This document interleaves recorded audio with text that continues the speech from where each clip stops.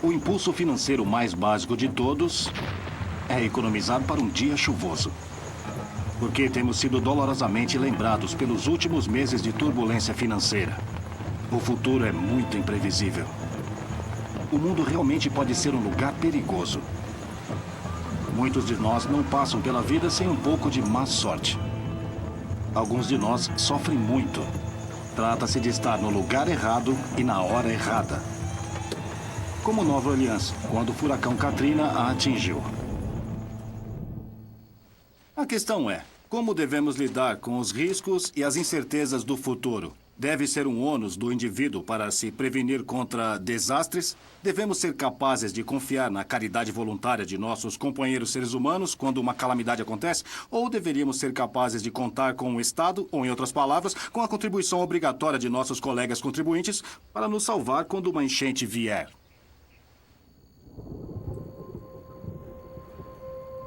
Esse é um longo caminho de fazer uma pergunta simples. Você está seguro?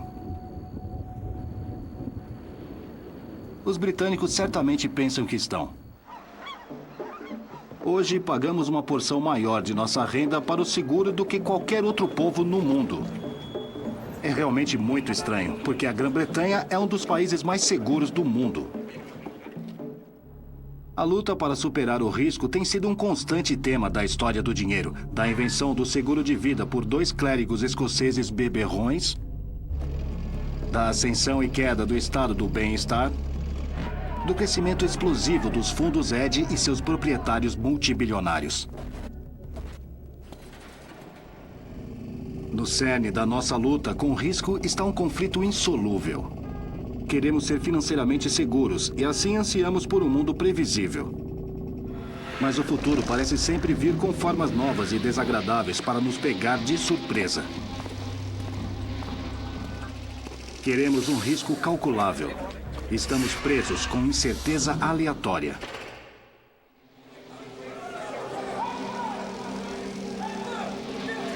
Ascensão do dinheiro.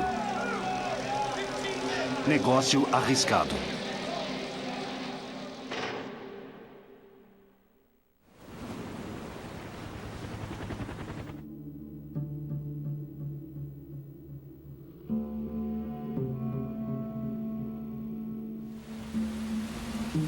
Quando o furacão Katrina atingiu Nova Orleans na última semana de agosto de 2005, causou morte e destruição.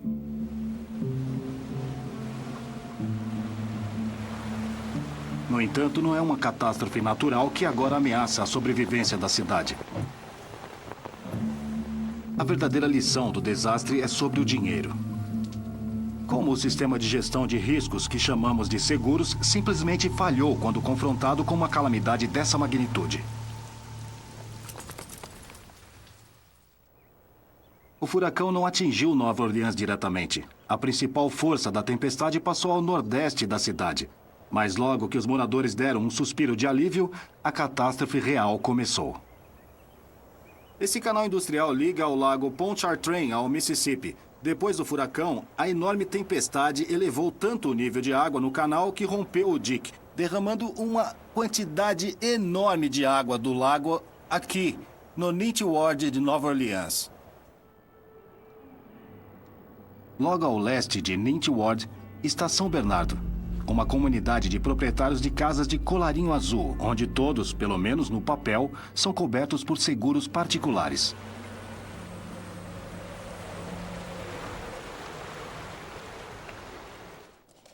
O conselheiro Joey de Fata se recusou a deixar a cidade e ficou durante a tempestade.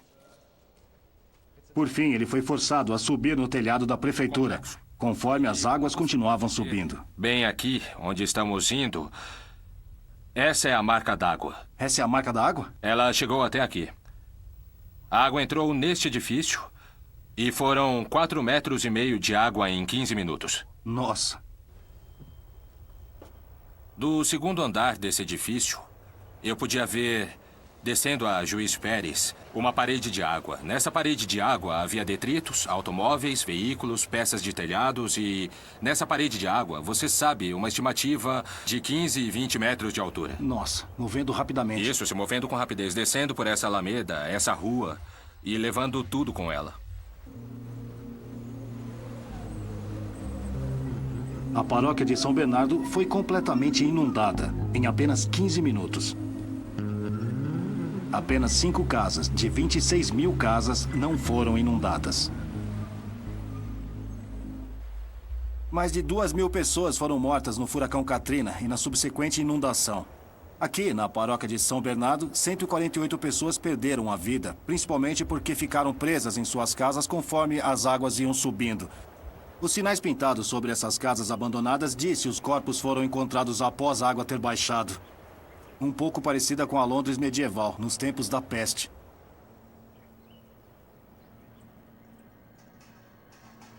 No entanto, 3 anos mais tarde, não é uma inundação ou praga que está matando Nova Orleans. Uma dura realidade financeira surgiu. As pessoas não podem viver mais aqui porque não podem assegurar suas casas. O homem fez de sua missão mostrar os limites do seguro privado, quando se trata de uma crise muito grande.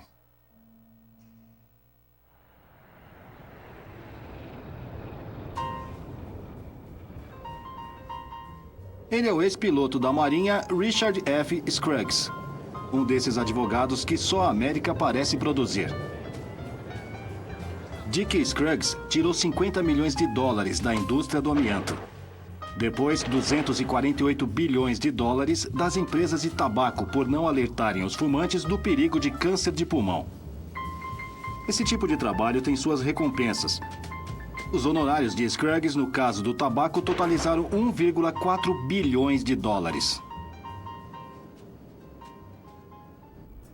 O alvo mais recente de Scruggs tem sido as empresas americanas de seguro. Seus clientes, centenas de proprietários cujas casas foram destruídas pelo Katrina, argumentam que as empresas estavam se recusando a pagar as reivindicações genuínas, uma visão que as seguradoras disputam. Havia uma casa ali? Havia uma casa aqui, uma casa ao lado, onde você pode ver o trailer. Scruggs teve seus prejuízos também nessa luta. Sua própria casa na praia da Alameda Pascagoula, aqui na costa do Mississippi, foi tão danificada pelo Katrina que teve de ser demolida. Essa é a porta da frente. Essa é a porta da frente, bem aqui. A porta da laje, se preferir. Foi arrancada. Fomos arrancados. Se você pudesse corrigir o sistema. Mas eu tenho recursos. Sou felizardo por ter recursos. Para perder a casa e reconstruí-la. Para perder a casa e construí-la novamente. Certo. E se você tivesse o poder de mudar o sistema para que as pessoas realmente fossem asseguradas, como você faria isso? Existe uma maneira de fazer o seguro funcionar novamente? Sim, há. A divulgação de que você está comprando, você sabe, é como um medicamento, uma caixa preta de advertência sobre ele. Isso é o que ele faz, isso é o que você deve tomar cuidado, em oposição a esse dispositivo que é chamado de apólice moderna de seguro, que ninguém pode interpretar ou entender. Era como se as seguradoras estivessem bem e fossem genuinamente sovinas. Uma das maiores seguradoras da América entrou em acordo com centenas de casos apresentados por Scruggs, em nome dos clientes cujos pedidos de altos riscos, as seguradoras riem por último. Depois de vencer os casos, Scruggs foi condenado e sentenciado a 5 anos por tentar subornar um juiz e influenciar a distribuição de honorários advocatícios. As grandes seguradoras responderam ao peso das reivindicações pós-Katrina, declarando que as partes afetadas da costa do Golfo são uma área sem cobertura do seguro. Hoje, como o conselheiro Joe de Fata descobriu, fazer o seguro de uma casa nessa parte de Nova Orleans é praticamente impossível.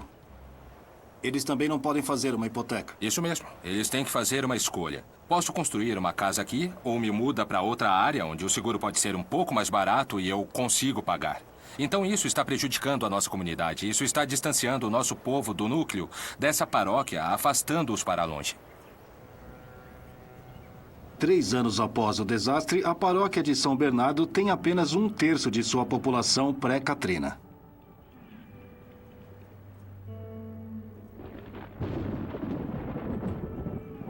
Claro, a vida sempre foi perigosa.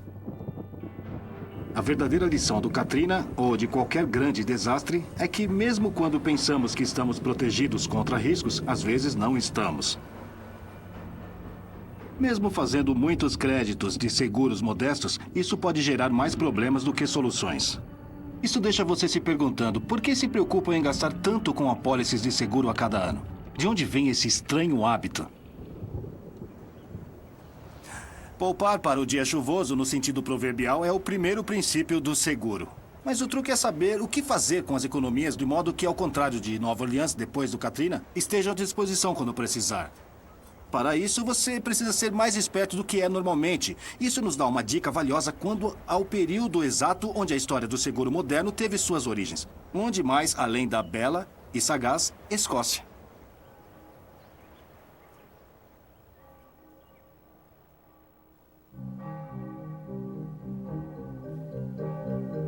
Dizem que os escoceses são pessimistas. Talvez seja o tempo, todas essas centenas de dias chuvosos. Talvez sejam os intermináveis anos de decepção esportiva. Ou talvez o período calvinista que enfrentamos no tempo da Reforma. Certamente 2 ministros da Igreja da Escócia que merecem o crédito pela invenção do primeiro verdadeiro fundo de seguro por volta de 1744, perfilando uma indústria de bilhões de libras.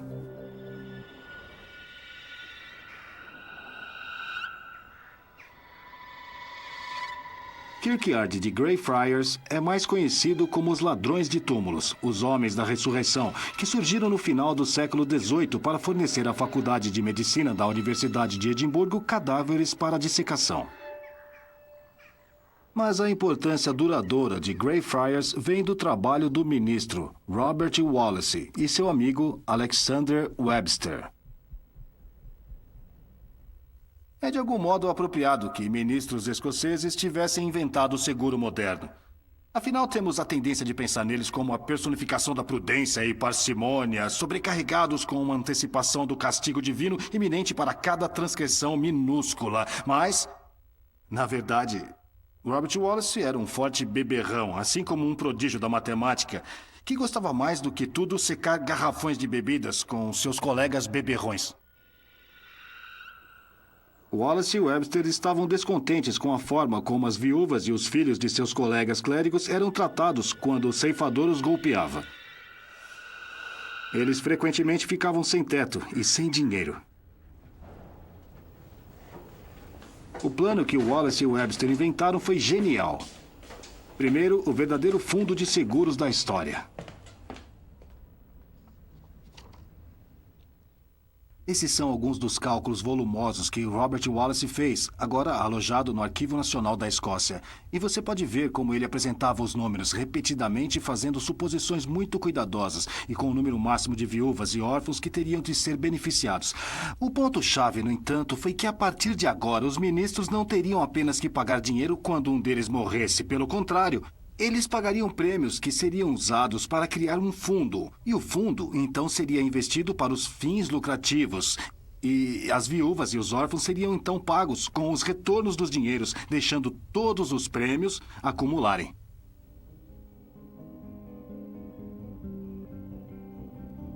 Tudo o que era necessário para que o esquema funcionasse era uma projeção exata de quantas viúvas e órfãos provavelmente haveria no futuro.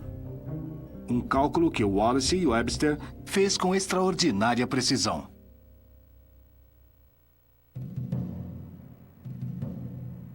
A criação do Fundo para Viúvas de Ministros Escoceses foi um marco na história financeira, pois forneceu um modelo não apenas para os clérigos escoceses, mas para todos os que aspiravam precauções às eventualidades da vida. Em 1815, o princípio do seguro foi suficientemente difundido para ser adotado para as viúvas e homens que perderam suas vidas lutando contra Napoleão. Na Batalha de Waterloo, suas chances de ser morto eram de 1 em 4. Mas pelo menos, se você tivesse um seguro, teria o consolo de saber que sua esposa e filhos não seriam jogados na rua. Era o novo significado para a frase dar cobertura.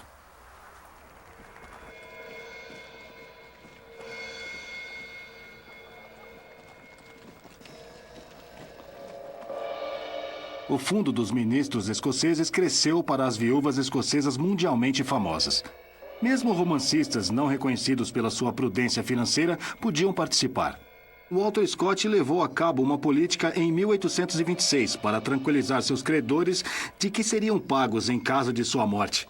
Em meados do século XIX, ser assegurado era tanto um símbolo de respeitabilidade como ir à igreja todos os domingos.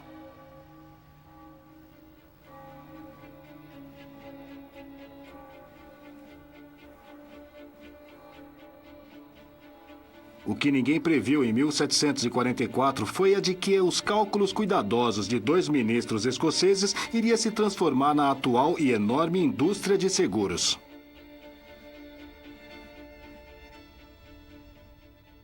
Como Robert Wallace entendeu há 250 anos, o tamanho importa para os segurados. Porque quanto mais as pessoas estão pagando para o fundo, mais fácil se torna, pela lei das probabilidades, prever quanto terá de ser pago a cada ano. Embora nenhuma data de morte de um indivíduo possa ser conhecida antecipadamente, os atuários podem calcular a expectativa de vida provável de um grande grupo de indivíduos com uma precisão bastante surpreendente.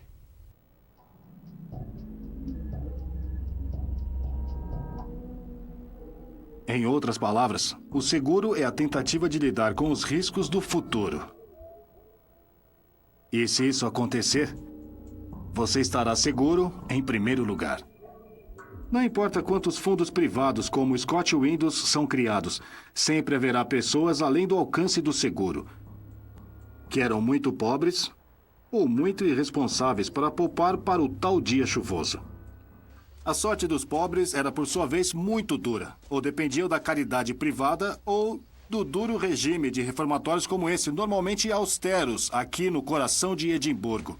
No entanto, em 1880, as pessoas começaram a sentir que os perdedores da vida, de alguma forma, mereciam o melhor. A semente foi plantada em uma abordagem totalmente nova. A semente do risco que acabaria por germinar no estado do bem-estar moderno. Esse sistema estatal de seguros foi projetado para explorar a economia em grande escala, cobrindo literalmente todos os cidadãos, do berço à sepultura.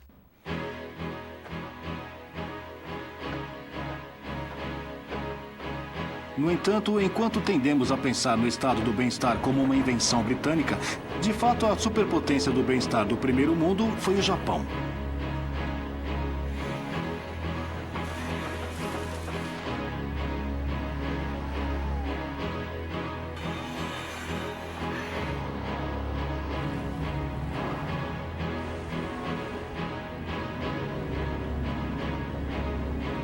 Desastres apenas atingiram ferozmente o Japão na primeira metade do século XX. Em 1923, um grande terremoto devastou Tóquio. Como em Nova Orleans, as apólices de seguro particulares acabaram valendo mais a pena do que o papel em que eram impressas. Uma nova ideia começou a surgir no Japão, de que o Estado deveria cuidar do risco. Mas isso deveria ser a proteção do Estado aliada à ambição imperial. Os japoneses criaram um Estado-providência. E fizeram isso para promover a guerra.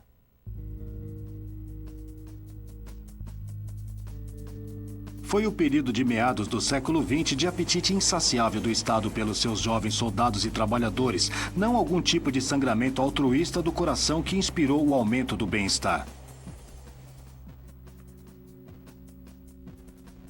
O programa de saúde do Estado iria garantir uma população mais apta e uma fonte constante de recrutas saudáveis para as forças armadas do imperador, para lhe entregar um império.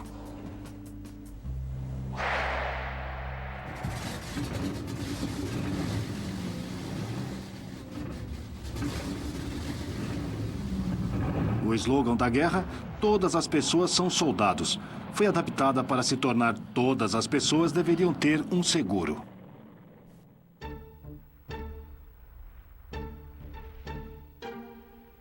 O único problema era que o Japão tinha ido para a guerra com a colossal economia do mundo, os Estados Unidos.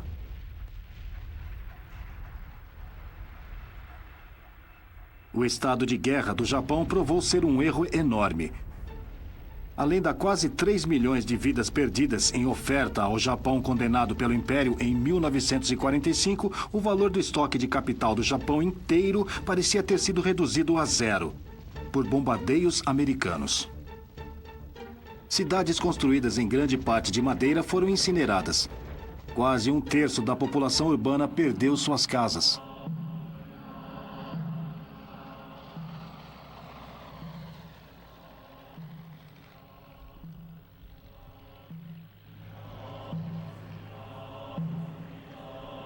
Praticamente a única cidade a sobreviver intacta foi Kyoto, a antiga capital imperial. 1945 pode ter visto o fim do estado de guerra japonês. Mas não foi o fim do experimento japonês patrocinando o estado do bem-estar. No Japão, como na maioria dos países combatentes, a lição era clara. O mundo era um lugar muito perigoso para os mercadores de seguros privados enfrentarem.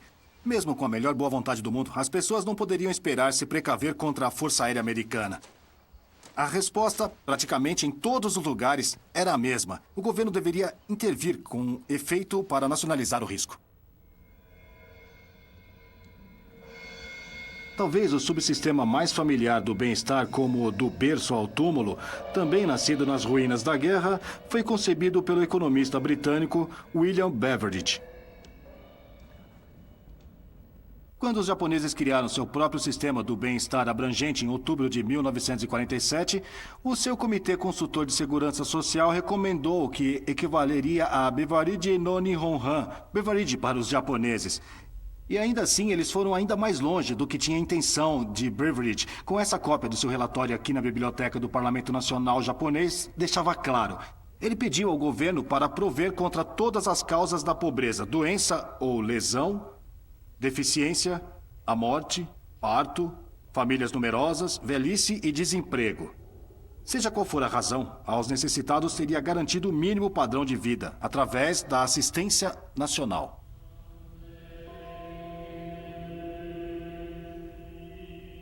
A partir de agora, os japoneses não teriam que contar com a benevolência de um senhor feudal ou a sorte dos deuses.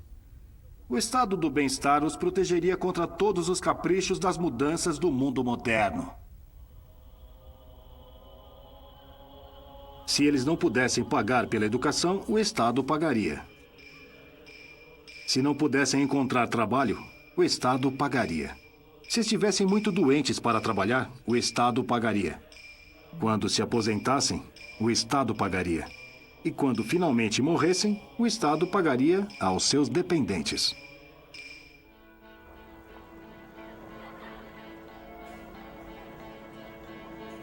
Então, o que aconteceu depois da guerra no Japão? Foi quase a extensão do estado de guerra e bem-estar.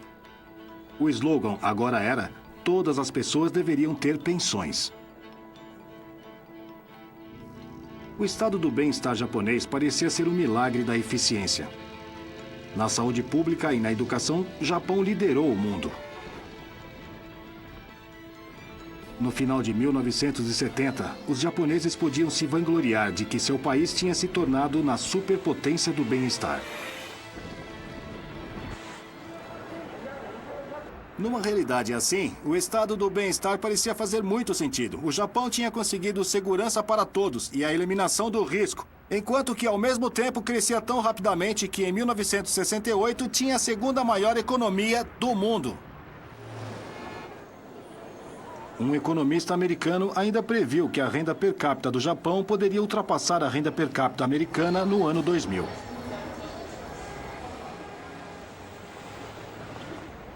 O bem-estar estava funcionando onde a guerra não tinha conseguido tornar o Japão a melhor nação. As características chaves acabaram sendo não um império estrangeiro, mas uma rede de segurança doméstica. E ainda havia um problema, uma falha fatal no projeto do bem-estar do pós-guerra. Será que foi isso que levou ao fracasso da realização dessas previsões de triunfo do Japão? O estado do bem-estar parecia estar funcionando bem o suficiente no Japão de 1970, mas em outros lugares haviam sinais de que nem tudo estava bem. Na Grã-Bretanha e em todo o mundo ocidental, o estado do bem-estar, ao que parece, tinha removido os incentivos sem os quais uma economia capitalista simplesmente não pode funcionar. O pote de dinheiro para aqueles que se esforçam. A vara de dificuldades para aqueles que são ociosos. O resultado foi estagflação, crescimento baixo e inflação alta. O que deveria ser feito? Um homem e seus alunos acreditam ter a resposta.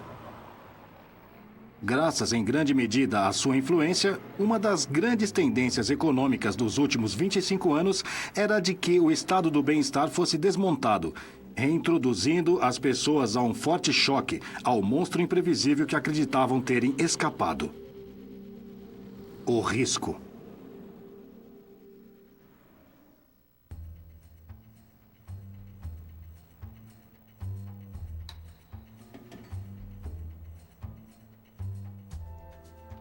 Em 1976, um diminuto professor chamado Milton Friedman, que trabalhava aqui na Universidade de Chicago, ganhou o Prêmio Nobel de Economia. Milton Friedman conquistou seu lugar no Hall da Fama da Economia reafirmando essa simples equação. MV é igual a PQ, onde M é a oferta de dinheiro, V é uma velocidade na qual circula, P é o nível de preços e Q é a quantidade de gastos. A observação de Friedman era simples. Se a oferta de moeda subir, assim subia o nível de preços. Daí a teoria quantitativa da moeda.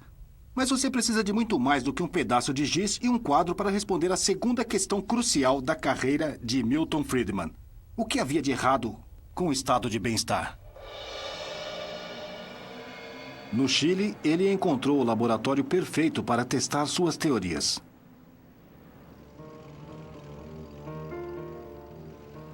Em setembro de 1973, tanques haviam passado por Santiago para derrubar o governo do presidente marxista do Chile, Salvador Allende, cuja tentativa de transformar o país em um estado comunista havia terminado em um total caos econômico e em um chamado ao parlamento chileno por um golpe militar.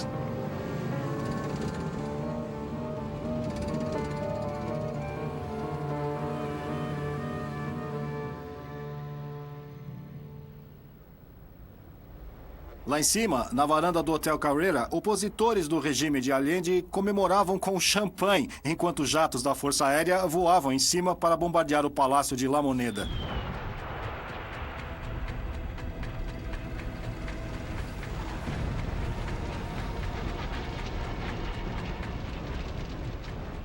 Aqui no palácio, Allende se preparou para tomar uma última posição, desesperadamente com uma HK-47 apresentada a ele por seu modelo cubano Fidel Castro.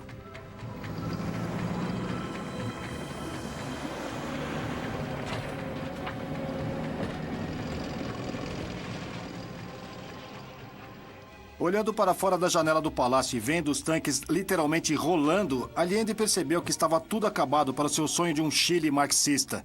Encurralado aqui, no que restava dos quartos presidenciais, ele tomou a decisão de atirar em si mesmo.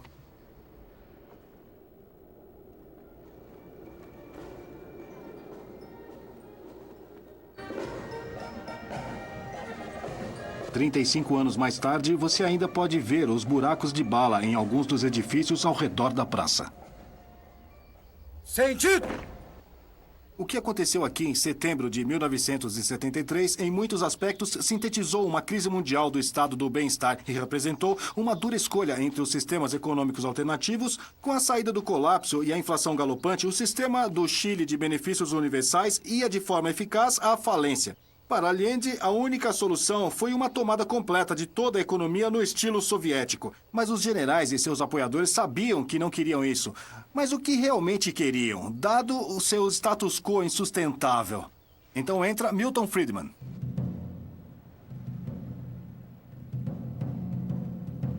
Em março de 1975, Friedman voou de Chicago para o Chile para responder a essa pergunta. Atenção!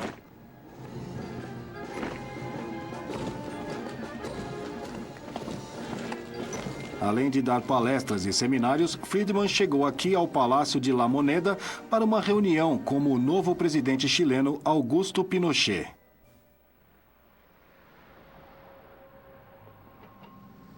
Friedman passou 3 horas e 45 minutos com Pinochet, o incentivando a reduzir o déficit orçamental que tinha identificado como a causa principal da inflação monumental do Chile.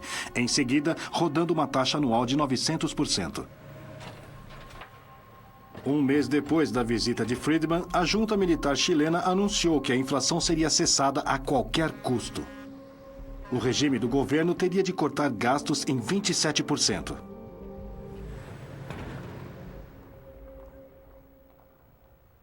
Esse problema da inflação não tem origem recente. Surgiu a partir de tendências para o socialismo, que começaram 40 anos atrás, que chegou a um clímax terrível no regime de Allende.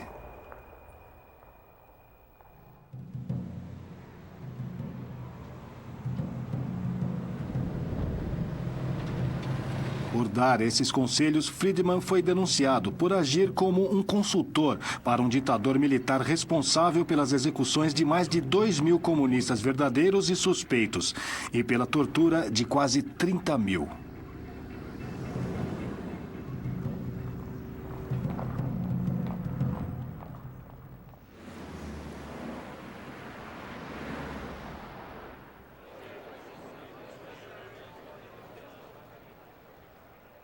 O papel de Chicago no novo regime chileno, entretanto, consistiu em mais do que apenas uma visita de Milton Friedman. Desde 1950, houve um fluxo constante de brilhantes economistas jovens que saíam desse lugar, a Universidade Católica em Santiago, para estudar em Chicago. E eles voltavam convencidos da necessidade de equilibrar o orçamento, apertar a oferta de dinheiro e liberar o comércio. Esses foram os Chicago Boys, os soldados de Friedman. Ainda assim, o mais radical sobre suas ideias foi além do que Friedman havia recomendado a Pinochet. Atingiu uma escala completa de reversão do estado do bem-estar. A Revolução Econômica Conservadora não começou na Grã-Bretanha de Thatcher ou na América de Reagan. Começou aqui, no Chile. O cérebro por trás desse ataque desmantelado ao estado do bem-estar era um jovem economista chamado José Piñera. A economia do Chile foi destruída. Tivemos 50 anos de protecionismo, intervencionismo estatal, como socialismo, se quiser. E depois, isso foi agravado durante o governo de Allende. Nós tínhamos criado uma espécie de estado do bem-estar e que, naturalmente, estava indo à falência no Chile.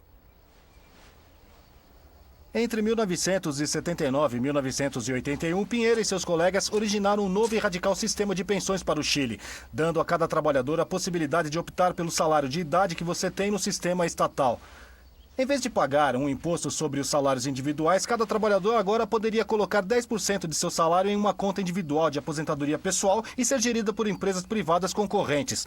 Houve também um pequeno prêmio por invalidez e seguro de vida. A ideia era dar a cada trabalhador uma sensação de que o dinheiro que estava sendo colocado de lado era de sua propriedade. Era seu próprio capital.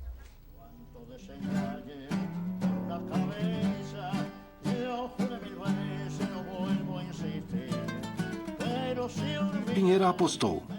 Ele deu aos trabalhadores uma escolha: ficar com o antigo sistema de repartição ou optar pelas novas contas pessoais de aposentadoria.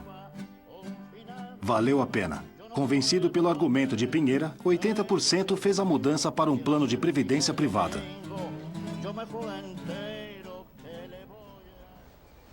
Valeu a pena? Valeu a pena o grande compromisso moral que os rapazes de Chicago e o homem de Harvard fizeram quando criou o laço com a ditadura torturadora e assassina? Bem, a resposta a essa pergunta depende muito se você pensa que suas reformas ajudaram a pavimentar uma forma pacífica de voltar para a democracia sustentável no Chile. Para mim, eu acho que valeu.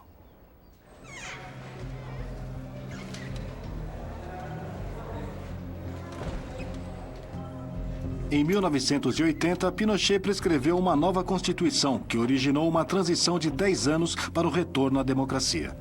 10 anos depois, ele deixou o cargo de presidente. A democracia foi restaurada. E naquela época, o milagre econômico estava em andamento e ajudou a garantir a sua sobrevivência. Para a reforma das pensões, não só criou uma nova classe de proprietários, cada um com seu próprio fundo para a aposentadoria, também deu à economia chilena um enorme tiro no braço.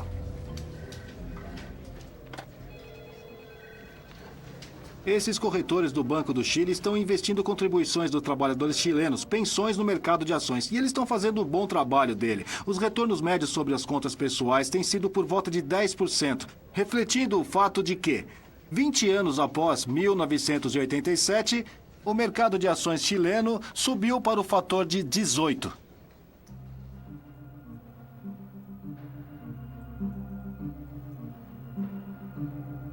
Existe uma desvantagem para o sistema, com certeza.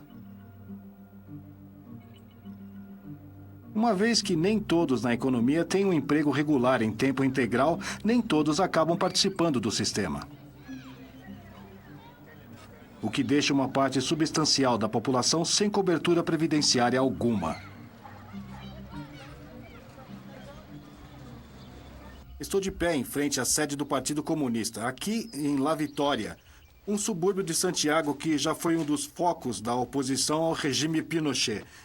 Pela maioria das pessoas aqui serem desempregadas ou trabalharem no setor informal, não pagam ou não podem pagar o sistema de pensões, o que significa que não ganham nada com isso. Esse é o tipo de bairro onde Che Guevara ainda é herói local, não José Pinheira.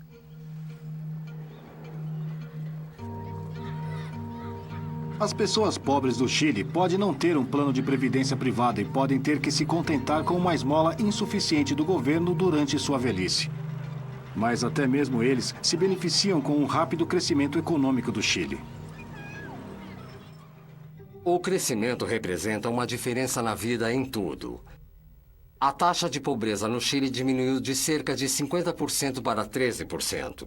Portanto, esse foi um enorme sucesso e a reforma das pensões tem sido um elemento fundamental. A melhora do desempenho econômico do Chile desde a reforma dos Chicago Boys é realmente algo muito difícil de discutir. Nos 15 anos anteriores à visita de Milton Friedman, a taxa de crescimento aqui era os míseros 0,17% ao ano. Aos 15 anos seguintes, aumentou para o fator de cerca de 20%. A taxa de pobreza aqui é de 15%, em comparação com 40% do resto da América Latina. E quando você olhar para o novo Distrito Financeiro de Santiago, você pode ver que a reforma previdenciária chilena tem sido muito imitada em toda a região e também pelo mundo todo. Para a britânica Margaret Thatcher, o presidente do Chile e o professor de Chicago foram heróis que demonstraram que apenas revertendo o estado do bem-estar, os governos poderiam reviver o crescimento econômico. No entanto, um país onde essa receita não foi tentada é o país que mais precisa. O Japão. A superpotência do Estado japonês do bem-estar foi tão bem sucedida que a expectativa de vida por volta de 1970 era a mais longa do mundo.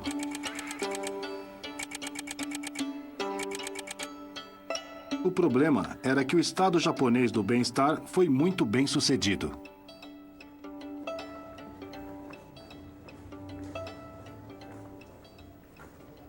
Hoje, os programas executados aqui no Ministério do Bem-Estar do Japão contam com um número cada vez menor de trabalhadores ativos para sustentar uma população sempre crescente de aposentados. Em 1960, havia algo como 11 trabalhadores ativos para cada pessoa aposentada. Mas por volta de 2025, esse número poderia ser reduzido a 2. Em outras palavras, haverá um pensionista idoso para cada 2 burocratas que trabalham aqui no Ministério. Em apenas 30 anos, o custo das prestações sociais aumentou em relação à renda nacional do Japão por um fator de 4. Hoje, praticamente todas as sociedades de seguro de saúde do Japão estão em déficit e os fundos de pensão estão quase sem dinheiro também. O estado do bem-estar japonês, uma vez tão grandioso, está ameaçando falir o país.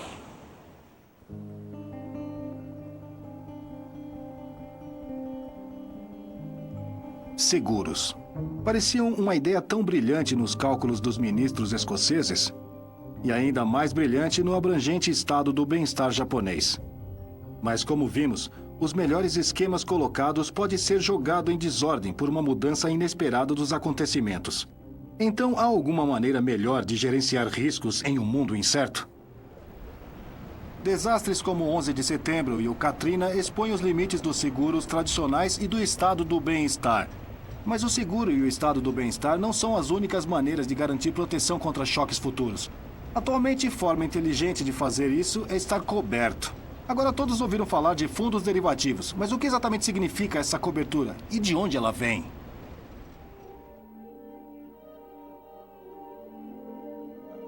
Para a maioria de nós, fundos de derivativos são um mistério, mas a única coisa que sabemos é que eles podem torná-lo estupendamente rico.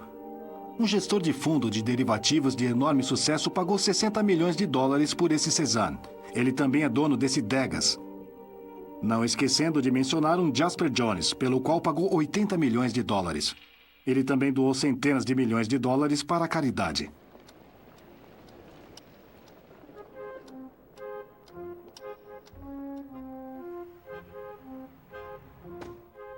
Ken Griffin é o fundador do Citadel Investment Group, um dos maiores fundos de derivativos do mundo. No ano passado, ele trilhou seu caminho através da crise de crédito com tanto sucesso que foi capaz de pagar a si mesmo mais de $1 bilhão. Para a maioria de nós, o risco é assustador.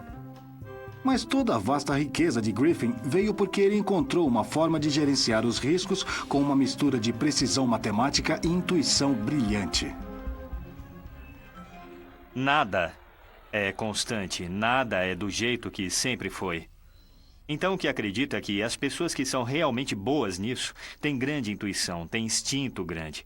Seus instintos, na verdade, dizem alguma coisa. A matemática é importante porque demonstra o entendimento do problema. Mas, em última análise, a decisão sobre assumir ou não um determinado risco, acho que é realmente uma decisão humana em todos os sentidos.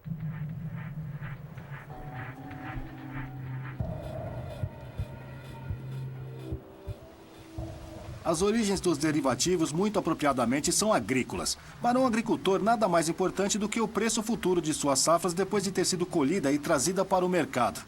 Mas isso pode ser mais elevado ou muito mais baixo do que o esperado. Um contrato de futuros permite que ele se proteja, comprometendo um comerciante a comprar a colheita quando ela é colocada no mercado a um preço acordado quando as sementes estão sendo plantadas. O agricultor recebe um piso baixo do qual o preço não pode descer. O comerciante recebe um limite acima do qual ele não pode subir. Ao assinar um contrato de futuros, tanto o agricultor quanto o comerciante têm suas apostas cobertas. Ambas as partes estão em melhor situação e, devido a isso, o mundo todo fica muito melhor. Estimula a formação de capital, estimula o investimento, incentiva as pessoas a fazerem o que precisa ser feito para tornar o mundo um lugar melhor. Com o desenvolvimento de um contrato de futuros padronizado, normas acordadas de uma câmara de compensação efetiva, o primeiro verdadeiro mercado de futuros nasceu. Seu local de nascimento foi aqui na Cidade dos Ventos, Chicago. Após o câmbio de futuros da cidade ter sido criado em 1874, as commodities de derivativos se tornaram a prática padrão. O passo seguinte foi um tipo condicional de futuro para evoluir. A opção. Alguns desses realmente são o equivalente financeiro à ciência nuclear. Mas o princípio é simples. Por derivarem de ativos subjacentes, todos os contratos de futuro são conhecidos como derivativos, mas um tipo ainda mais inteligente de derivativo é uma opção. O comprador de uma opção tem o direito de dizer que vai comprar um barril de petróleo por $120 no período de 1 ano. Agora, se o preço do petróleo sobe para $150 por barril, então a opção é em dinheiro. E o cara inteligente tem um lucro de $30. Mas se isso não acontecer, se o preço do petróleo continuar o mesmo ou não diminuir, na verdade, ele não está sob nenhuma obrigação de seguir com o negócio. Tudo que ele tem que fazer é amortizar o custo da opção por si mesma. Bem, é pela compra e venda de complexos derivativos inteligentes como opções que Ken Griffin se tornou um bilionário. Em teoria, derivativos oferecem uma nova maneira de se proteger contra um futuro incerto. Uma maneira muito mais inteligente do que o velho e chato seguro. E muito mais rentável. Na última década, os derivativos pareciam dominar o mundo das finanças. Até o final de 2007, o valor nacional de todos os contratos de derivativos chegou a um escalonamento de 596 trilhões de dólares. Isso é 43 vezes o tamanho da economia americana.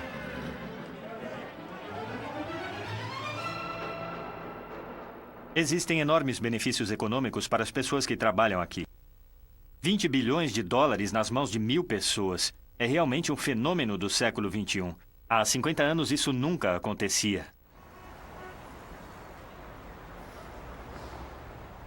Há desvantagens para os derivativos também. Quando o investidor bilionário Warren Buffett descreveu derivativos como armas financeiras de destruição em massa, ele profetizou a queda da gigante seguradora americana AIG, cuja sede europeia está atrás de mim. Trazida ao chão não por vender apólices de seguro, mas pela venda de derivativos que explodiram em seu rosto.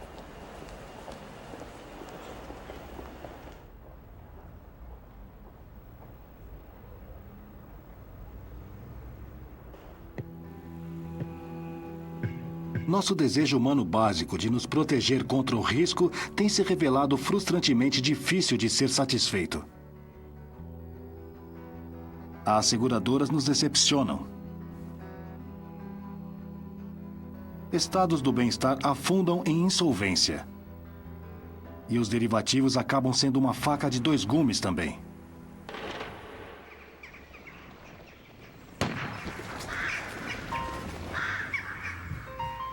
Assim, para muitas famílias, prover para o futuro agora toma uma forma muito simples. Um investimento em uma casa. O valor deve se manter subindo até o dia em que os chefes de família se aposentarem. Se o plano de pensões ficarem muito baixos, não importa. Há sempre um lar docilar. Como uma pensão ou uma apólice de seguro, essa estratégia tem uma falha muito óbvia. Ela representa uma aposta única, totalmente sem derivativos, de um mercado único, o mercado imobiliário. Mas, como veremos no próximo episódio de Ascensão do Dinheiro, uma aposta em tijolos e argamassa, ou da boa e velha madeira japonesa, não é nada além de casas seguras.